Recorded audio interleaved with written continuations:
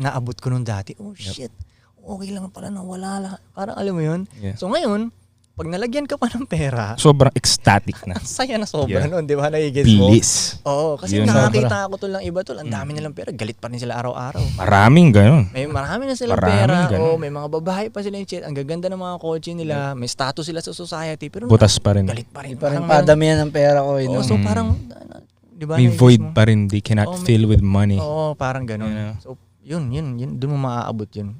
So dapat, default, masaya ka, default. Yeah. Pag, wala ka nang ikalulungkot nun, kahit ano na yun.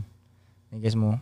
Dapat sabi nga nila tol kahit daw hubaran ka daw lahat-lahat, masasabi mo pa rin, ikaw pa rin ang daman. Alam mo yun? Kaya maubos lahat ng shit mo.